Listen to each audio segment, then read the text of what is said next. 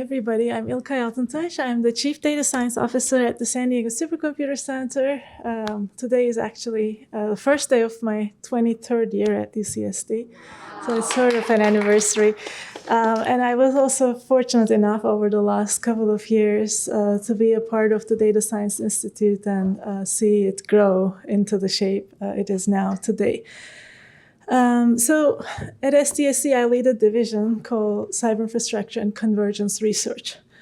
What it means, convergence research, I thought I could actually explain today what it is and how what you are doing actually is some of the best of convergence research I've seen, and how we are actually teaching convergence research fellows that we bring to our institute the type of things you're doing and the art of doing that. So when we think about it, AI, data computing, coming from the background I have, we solve problems with it. We collaborate around it. And we also include students in it in experiential education scenarios. But over time, this all pointed into one direction: solving the biggest problems in the world and how we can impact our society, our education, our communities. So convergence research is this new thing coined by the National Academy here. It's driven by a specific and compelling scientific problem, and it works towards integrating innovation into sustainable societal scale solutions. So when you think about different types of research, there's disciplinary research, there's multidisciplinary research, there is interdisciplinary research. So interdisciplinary is actually solving the same problem together, crossing those boundaries. Sometimes it's called cross-disciplinary. And when you actually take that and integrate into a use-inspired problem, that's called convergence research. So we are turning it upside down here. It's not science and engineering to practice, but it's practice, use-inspired, to science and engineering. And where are we getting our inspiration? It's, again, those big problems in the COVID. I think in the pandemic, we've seen this work really well to get the solutions faster, and hope we can make that even better with climate and economy and democratization and all those challenges related to justice and fairness we have. So at SDSC, in my division, I have colleagues working on different parts, for instance, misinformation, internet security, cybersecurity, creating solutions to water challenges. If you ever used COVID decisions trees at schools to decide if our children should go to school, it's a work of my colleague with some students. Time series analysis type of things applied to power and IoT applications, especially in the personalized medicine space. And here again, I'm going too fast. We are going from a compelling problem and applying the best of AI data computing to create a societal scale challenge solution. So this actually is not a new thing. If you think of Pasteur, this is the type of use-inspired research, and it's called the Pasteur Quadrant because of that. Scientific investigation whose rationale, conceptualization, and research directions are driven by the potential to use to which the knowledge will be put. So basically, we are really thinking of what can we do with science and technology. And I'll tell you, some of our recent users are doctors, fire chiefs, burn bosses, what a great title, who are actually using fire to mitigate from fire. Politicians, factory floor managers who are managing both manufacturing and worker safety operations, in addition to our traditional users of data and computing. And we created an approach here, which I hope some of you can benefit from. By working with our user communities, we identify gaps. We look at how we can apply technology and use-inspired thinking to create solution platforms for that using data, AI, and other techniques. And then we look at ways in terms of partnerships and different types of innovation transfer approaches to create sustainable and scalable use out of that. So we start by collaborating, we incubate a solution, and then we create partnership models to transfer that solution. But again, the difference here is creating something useful through collaboration, making that usable through incubation, and making it used through partnerships. I think this model applies in all kinds of settings, especially in societal good context. And we noticed after we looked at some of the approaches, there were no training platforms for convergence research. It was all about tech transfer and things like that. So we created an institute called Core Institute. Last year it was the first, it's funded by the National Science Foundation, that we brought 90 fellows into a boot camp who in turn pitched about 9 projects, and we selected 5 of them to be with us in an incubation setting over the summer. And your projects reminded me a lot of our fellows. And this year, actually, the theme is, last year our theme was climate challenges solvable through AI. So it was a lot more generic than this year's. This year is regenerative agriculture. And I think I've just seen 2 related to that. So if you'd like to work with us and become a part of the Institute as mentors or fellows, please contact me.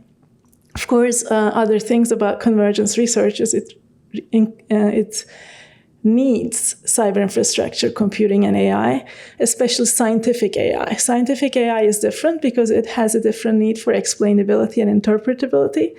So it's not about getting the clicks and we don't need to explain why. It's really about the why we are getting what we get out of these AIs. And it has a lot of information sources. Just we've seen in many of the presentations, including Elizabeth's, the complexity of the data itself and what we can do when we put different multimodal data sets together is really the basis for AI in these settings. And there are a number of different references in the US, including the National AI Research Resource, which explains data, big data, multimodal data, Internet of Things, which are the sensors that we are all wearing and using in the environment, combined with artificial intelligence. And it stands for knowledge management, representation, learning from it, conversational AI. We've seen a lot of that lately with ChatGPT, integrated into modeling and simulation. So we can integrate actually different modes of computing, which are capacity versus capability. That's also the balancing act for us in terms of computing use.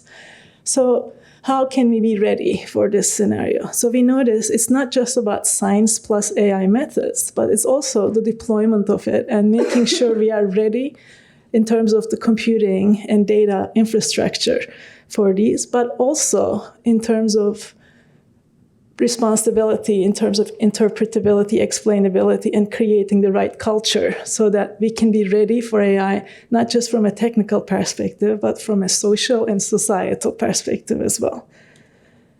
So we work on systems to integrate AI into these workflows in dynamic and synchronous, asynchronous settings. But more importantly, we are noticing we are leaving some communities behind. And the biggest enabler for this type of AIs is when everyone in the team can collaborate around it, and all scientists, educators, and everyone actually in the society can be a part of the solution. And teamwork, transparency, trust, explainability are the barriers. So I coined this term called team flows. So along with optimizing the workflow and the process, we are focusing on team science and using AI and equity around this teamwork.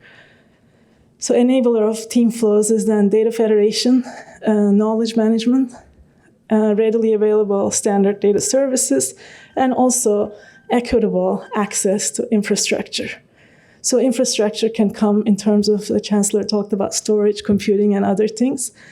Access to those in a way that we can bring everyone to have access to it. So this is an equity issue. This is something actually we can make the choice of. Diversity, you're either diverse or not. Equity is a choice. We can make that choice and go for it. Inclusion, we can change our behaviors. But when we get all 3 right, I think we'll have a world where people belong in an AI-integrated world. But they need to be a part of the solution. They need to be AI-aware. They need to have transparency and understanding.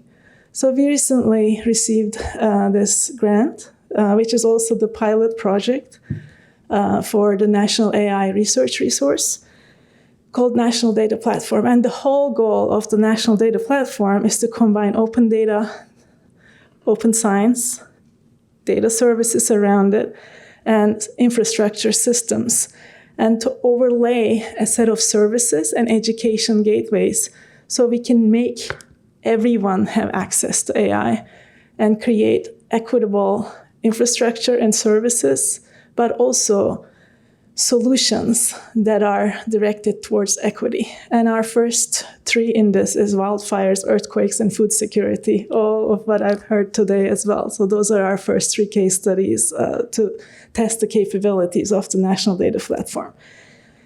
And I have two research groups. One of them is the Word Center that I had for over 2 decades around methods, infrastructure, and workflows. This combination of how can we create a process for science. So I'm sometimes called the scientist because of that. So that we can translate that science and technology into these less scientific and more translational settings. Science-integrated translation. And YFire is a fire research group now, which was one of the projects in the Word Center. Now it graduated itself to a 30-person research group, which develops science-driven technologies with the fire management community. Again, I'm not saying fire science community or AI community, I'm saying fire management, because that's where the use-inspired problems are, and we are applying convergence research, identifying gaps, and working backwards to those solutions. So I talked about equity. How does equity happen? Again, the data hubs is a part of the Word Center, and these days our 3 areas are quantum materials for transfer of quantum information. How can we enable everyone to have research in that area? IoT and wearables. How can we actually enable individualized medicine efforts through IoT-based sensing? And the landscape resilience and climate type of environmental data hubs so that we can bring data together from multimodal sensing and modeling to integrate into solutions. And the systems part, on the infrastructure part, we are going from the IoT, very small sensors and edge, AI at the edge, to exascale. So our work is in integration of this continuum, which we refer to as the digital continuum, with the right federated data and computing systems. So we can overlay these team flows and workflows on top of these very different computing resources through dynamic coordination and integration of many different capabilities together with computing capacity at exascale. And to scale our efforts in training, we actually have been from the beginning a big supporter of massive online open courses, MOOC platforms.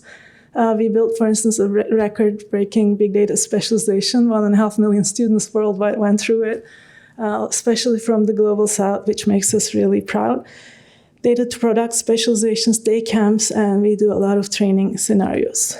I'll leave with what happens when we enable data.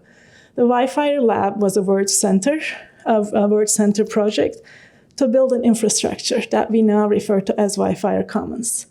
What happened in the last 10 years that we started putting multimodal data together with those services that we are now having everyone have access to, is we created the first ever initial attack scenario analysis tool and predictive modeling tool for fires.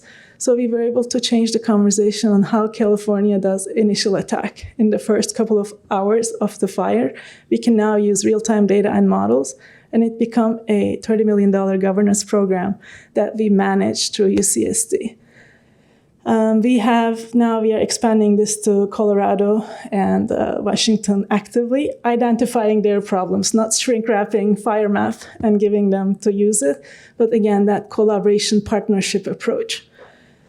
We are deploying AI services at the edge that becomes a part of models and data in YFire. We were able to create a science-driven 3D sub-meter resolution modeling platforms for analysis of prescribed fire planning. So we can now optimize where and when to put prescribed fire using scientific models and data and LiDAR sensing, so we know what the vegetation to remove before we go about igniting the environment. We were able to mobilize utilities to share data with us. So we have 1-meter resolution models and data from the environment, so we can actually monitor fire weather. They can, and their partners can monitor fire weather, which are leading to less PSPS, public safety power shutdowns. And we are now collectively creating what we refer to as the immersive forest, where the forest talks through conversational AI to tell the story from its perspective to actors of different kinds. So if you're a burn boss or a fire chief or a public or a policymaker, you can talk to these trees and get their knowledge from them and get the culture of the environment from them. So I think this is when data meets problems. And if we can enable and mobilize and democratize how populations use data, and if we can change their interaction with data through different forms of virtual reality or communication or services, we can, I think, create an environment where we have a positive relationship with AI in a way that it's actually a more fair world for everyone. Thank you.